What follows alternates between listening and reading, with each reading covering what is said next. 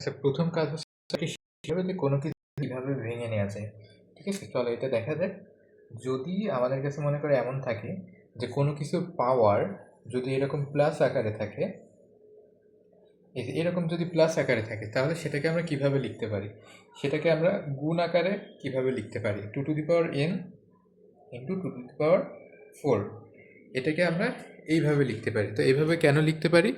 কারণ এই দুইটার বেস কি? এই দুইটার বেসই হচ্ছে 2, আর বেস যখন একই হয় তখন গুণের ক্ষেত্রে পাওয়ারে পাওয়ারে কী হয়? যোগ হয়, n+4। এই যে গুণের ক্ষেত্রে পাওয়ারে পাওয়ারে যোগ হয়।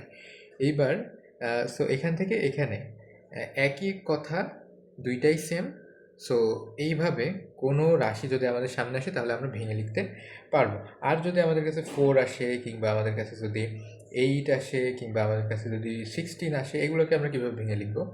4 এর ক্ষেত্রে আমরা 2 to the power 2, 8 এর ক্ষেত্রে আমরা 2 to the power 3, আর 16 এর ক্ষেত্রে 2 to the power 4। এইভাবে আমরা সবগুলোকে কিন্তু ভেঙে লিখতে পারি। সো সংখ্যাগুলো যখন এরকম বড় থাকবে তখন ওইগুলোকে আমরা ভেঙে এইভাবে 2-এর ঘাত রূপে প্রকাশ করার চেষ্টা করব।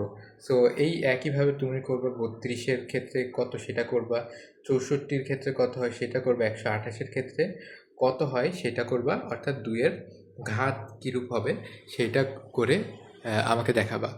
তারপরে এখানে 2 to the power n+4, এই যে এইভাবে আমি যেভাবে ভেঙে দেখালাম যে এগুলোকে গুণ আকারে কীভাবে আমরা প্রকাশ করেছি। সো আই হোপ এটা বোঝা গেছে। যদি এটা বোঝা যেয়ে থাকে তাহলে আমরা এটা খুব সহজেই এই অঙ্কগুলো কিন্তু করে ফেলতে পারবো। সো এখানে আমরা দেখছি যে ওই অনুরূপ আছে 2 to the power n+4, এটাকে আমরা ভেঙে লিখব কি? 2 to the power n into 2 to the power 4। এই যে এতটুকু ভেঙে লেখা হয়েছে। এবার 4টাকে আমরা 2-এর ঘাত রূপে কীভাবে প্রকাশ করব? 2 স্কোয়ার। 2 স্কোয়ার মানে কি? 4।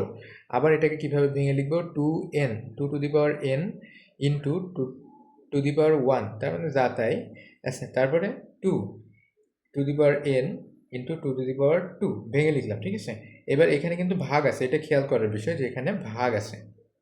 এইবার আমরা কি করতে পারি? এখানে 2 to the power n, এইটাকে আমরা যদি কমন নিই, 2 to the power n কে যদি কমন নেওয়া হয় তাহলে এখানে থাকে 2 to the power 4, আর এখানে মাইনাস, ঠিক আছে? কমন মাইনাসের এই পাশে 2 to the power 4 আছে, এখানে লিখলাম, আর মাইনাস লিখে মাইনাসের ওই পাশে কী কী বাকি আছে?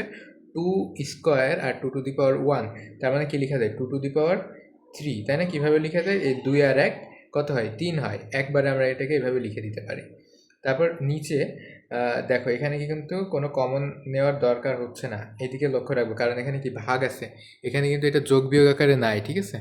তো এখানে যেহেতু ভাগ আকারে আছে, সেহেতু এখানে আমরা 2 to the power n divided by 2, এটাকে কীভাবে লিখবো? এখানে ভাগ আকারে আছে, তাই না? ভাগ আকারে থাকলে বেস যদি একই হয়, তাহলে পাওয়ারে পাওয়ারে কী হয়? বিয়োগ হয়। তো বেস এর একই, সেটা হলো 2, আর পাওয়ারে পাওয়ারে বিয়োগ। এখানে 2, আর 2 এর মাথায় কিছু নেই মানে কি? 1 আছে, -1, ঠিক আছে? এবার আমরা দেখতে পাচ্ছি যে এগুলো গুণ আকারে আছে উপরে এবং নিচে 2 to the power n গুণ আকারে আছে। সো এটাকে আমরা কেটে দিতে পারি।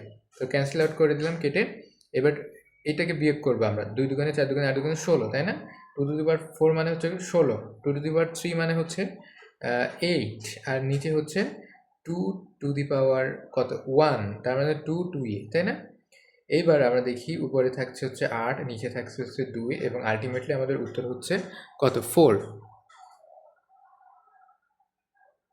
সো এই যে অঙ্কটা, এটার আমাদের যে বেসিক জিনিসটা, এইটুকু ধারণাটা থাকলে আমরা এইরকম যত অঙ্কই আসুক না কেন আমরা সবই পারবো।